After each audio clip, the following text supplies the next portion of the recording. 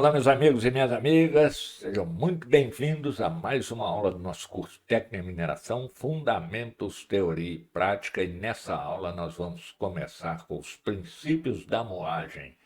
Então, a moagem é um assunto muito extenso e nós não vamos conseguir ver tudo numa aula, então essa aí vai ser a primeira de uma série e nós vamos percorrer por todas as fases e todas as etapas da moagem. Então, vamos lá que tem muita coisa para adiantar.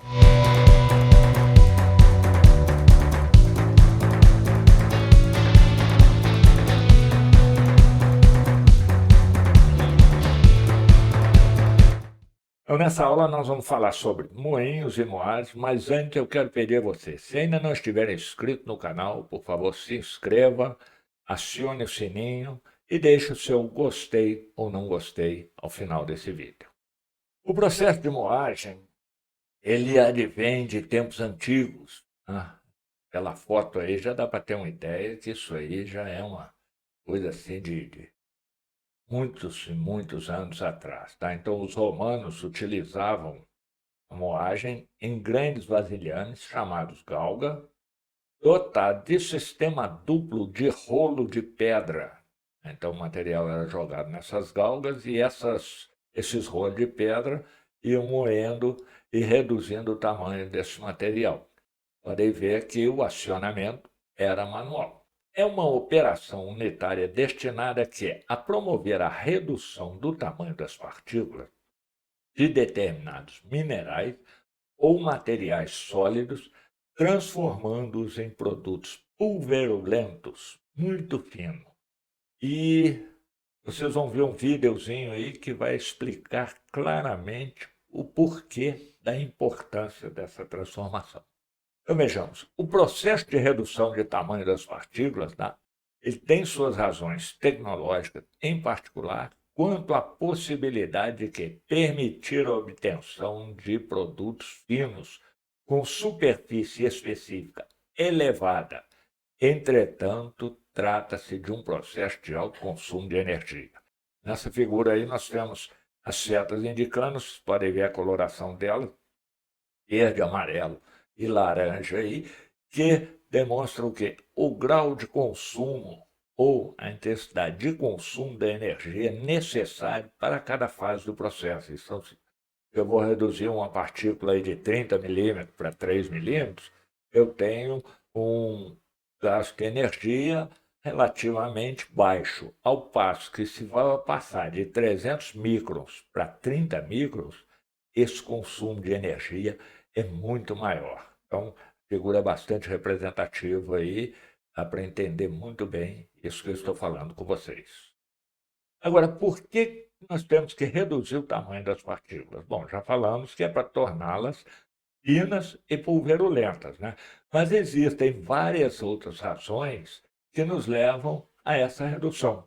Ou seja, nas operações de britagem, a redução serve para adequar o material ao processo seguinte, que normalmente é, no caso de uma fábrica de cimento, a pré-homogenização. No caso de uma outra indústria, é a classificação. Na moagem de cru, e aí voltando a falar sobre fábrica de cimento, e por falar em fábrica de cimento, no canal eu já lancei o curso Processo de Fabricação de Cimento, onde nós vamos ver todas as fases da fabricação de cimento. É um curso muito interessante mesmo. Eu aconselho a vocês que estão acompanhando esse aqui, que também assistam às aulas do processo de fabricação de cimento. Mas continuando, né, na moagem do cru, a redução das partículas serve para facilitar o processo de homogeneização e transporte, aumentar a superfície de contato e reatividade da farinha, né, também chamado cru, no processo de calcinação e clinkerização. Então, novamente, eu convido vocês, assistam, ouvir as aulas de fabricação de cimentos, eles vão gostar muito. Proporcionar reações mais rápidas e completas com pouca cal livre, poupar energia térmica no processo de calcinação e clinkerização proporcionar formação de clínger rico em cristais de C3S e, portanto, de alta reatividade e boa mobilidade. Então, este aí é um exemplo, tá, da importância da moagem para uma determinada tipo de indústria mineral, que é a fabricação de cimento. Também é utilizado na moagem de combustíveis sólidos. A redução das partículas serve para aumentar a superfície de contato e interação das partículas com o ar de combustão. E aí nós estamos falando de carvão mineral e outros combustíveis, tá, no estado sólido, que também podem ser moídos para facilitar o quê? Para gerar uma energia calorífica maior quando entrarem no processo. Diminuir a distância ao centro da partícula. Então, nos próximos slides, nós vamos ter um exemplo aí muito ilustrativo sobre esse item, que é a diminuição da distância ao centro da partícula. Tá? Proporcionar combustão mais rápida e completa e facilitar a homogeneização e transporte. E, voltando aí, por que reduzir o tamanho das partículas? Vamos assistir a um vídeo, tá, para vocês verem essa importância. Enquanto isso, eu vou tomar um cafezinho.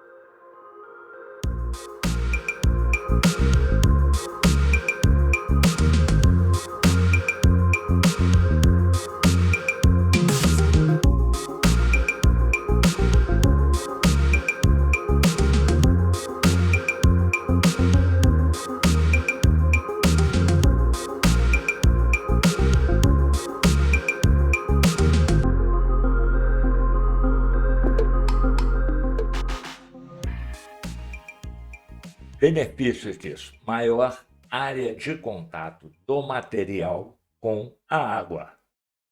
Processo de solubilização mais rápido. Simples assim, vocês viram isso no vídeo que acabaram de assistir. E agora nós vamos falar o quê? Da diminuição da área externa ao centro da partícula. E como é que é feito isso?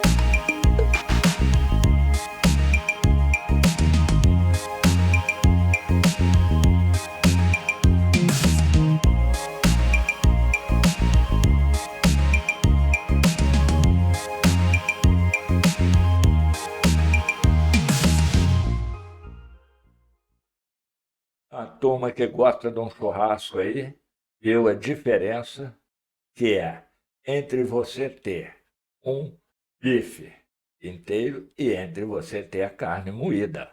A mesma coisa acontece com o minério que você está trabalhando. Tá? Quanto mais você moe, mais fácil é você conseguir o resultado almejado, principalmente na área do cimento. Então, se ele for maior, tá, ele vai ter o quê? Menor área de contato, maior distância ao centro das partículas, o calor não atinge o interior do produto de forma a transformá-lo e a cozedura é incompleta. Aí você vai ter um clinker mal formado. No caso do material moído, e aí nós estamos dando o exemplo da carne, você tem maior área de contato, menor distância ao centro das partículas, produto uniformemente temperado, produto uniformemente cozido e saboroso. Mas na mineração você não vai comer a farinha. Mas a carne aí, bom proveito aí, para quem gosta de churrasco, capricha, porque eu gosto dele mal passado. Então, a determinação da moagem. Grau de liberação exigido pelos processos subsequentes de concentração, transporte e comercialização. Tá? Exige investimentos elevados. Eu mostrei logo no segundo, terceiro slide aí, o consumo de energia com a moagem, e dependendo do tamanho da partícula que você quer, quanto menor a partícula, maior é o consumo de energia no processo de moagem. Então, ele exige investimentos muito elevados. Tá? Necessita-se de mecanismo capaz de obter partículas de pequenas dimensões com grande superfície específica de contato com as partículas.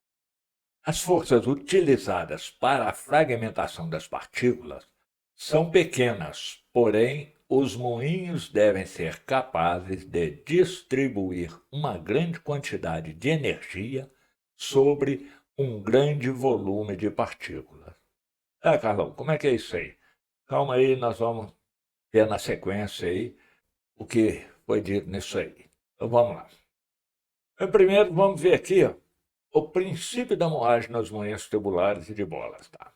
A rotação do moinho, combinada com o perfil levantador do revestimento, aí por aí vocês já podem ter uma ideia que existem vários tipos de revestimento para moinhos. E, como também existem vários tipos de moinho, nós vamos ver a seguir. Proporciona a movimentação e interação adequada aos corpos moedores com o material, concorrendo assim para quê? Para a redução gradativa do tamanho das partículas no interior do moinho. Tá? Então a moagem assim ela realiza em decorrência de quê? Em decorrência de impacto, de compressão, de fricção e atrito. Além do que? Da interação entre os corpos moedores e o material a ser moído. E como é que eu posso classificar os moinhos? Os moinhos são classificados da seguinte forma: moinhos revolventes ou tubulares, moinhos de barra, moinhos de bola, moinhos autógenos ou semi-autógenos, moinhos de seixos, moinhos de trajetória fixa, moinhos de rolo e mesa giratória, moinhos tipo torre, moinhos vibratórios, moinhos de martelo e moinhos de disco. O moinho de disco é aquele da primeira foto lá. Tem um outro tipo também que é muito usado em laboratório, né, que são dois discos onde o material vai caindo entre eles e sendo moído.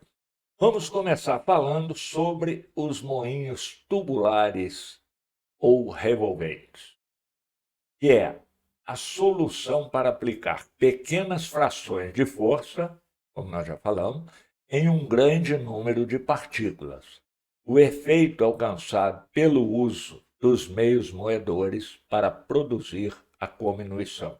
Existem 3 tipos básicos de moinhos tubulares: o de barras, o de bolas e o autógenos. E nós vamos começar o nosso estudo pelos moinhos de bola. Quais são os componentes desse moinho? Então, nós temos o moinho tubular, você tem a carcaça, a tampa, o munhão e o acionamento. O que é a carcaça? É a parte exterior do moinho feita de chapa de aço carbono, furada para a colocação de parafusos de fixação do revestimento. E as tampas, Carlão? O que são as tampas? Elas também são feitas de aço fundido ou ferro, ligadas à carcaça através de flanges e parafusos. Tá. E o munhão? O munhão, da mesma forma, em ferro fundido ou aço, ele faz parte da cabeceira do moinho, tem superfície altamente polida para reduzir o atrito com os mancais. Tá? Não só faz parte da cabeceira, como faz parte do fundo do moinho também. Tá? Você tem dois munhões lá que são colocados em mancais para a sustentação do moinho. O acionamento é feito por transmissão de coroa e pinhão, e a coroa é presa a uma flange na carcaça do moinho. Esse moinho tubular, como eu já disse, ele pode ser de barras, bolas ou autógeno. Vamos ver agora uma figura do interior desse moinho. Eu posso ter um moinho com uma câmara de moagem ou posso ter um moinho com mais de uma câmara de moagem. Então, a foto à esquerda aí é um moinho com duas câmaras e a foto à direita, um moinho monocâmara. Tá? Não vamos entrar em muito detalhe agora, porque na próxima aula nós vamos detalhar esses dois tipos de moinho aí. Bom, meus amigos, estou me vendo aí com uma camisa diferente, que eu derramei café na outra. Tá? Vamos lá. Nesse detalhe que vocês vão ver aí agora, tá? É um esquema mostrando como é que as partículas e os corpos moedores atuam dentro do moinho. Tá certo que não vai ficar só nisso, como eu falei no início. Como eu falei no início, o tema moinhos é bastante extenso. Eu vou trazer para vocês maiores detalhes, animações que vão deixar vocês por dentro de como funciona um moinho e qual a importância dele, tá, no beneficiamento de minério. Então vocês podem ver aí, nós temos 3 quadradinhos aí, vão estar no detalhe aí agora. O primeiro deles fala sobre a moagem por fricção, compressão e atrito. Como é que ocorre? Quando o moinho funciona girando, tá? Até uma determinada altura, tanto os corpos moedores como o material que está junto com eles, para ser moído, eles vão subindo, um atritando o outro ou comprimindo o outro. Depois de uma determinada altura, você vai ter o quê? Um efeito cascata, que é quando esses corpos moedores começam a voltar, a tendência a voltar ao fundo do moinho aí, tá? Só que eles vão deslizando uns sobre os outros e sobre um material a ser moído, e isso aí é um efeito cascata. Então a moagem se dá através de choques de intensidade e compressão. E o terceiro movimento é um efeito. E o terceiro efeito é um efeito cascata. Então, aqueles corpos moedores que chegam a uma altura maior, né, eles caem sobre o material a ser moído, sobre os outros, como se fosse uma catarata. Tá? Então, a moagem se dá através de choques de alta intensidade. Ok? Bom, chegamos ao final dessa aula. Na próxima aula nós vamos continuar falando sobre moinhos. Tem muita coisa mesmo. Tá? Eu utilizei para montar essa aula para vocês o trabalho do engenheiro Hélio Farenzena e Carlos Alberto Pereira. Tá? Quero pedir a você que chegou até aqui, se não tiver inscrito no canal, por favor, se inscreva, ative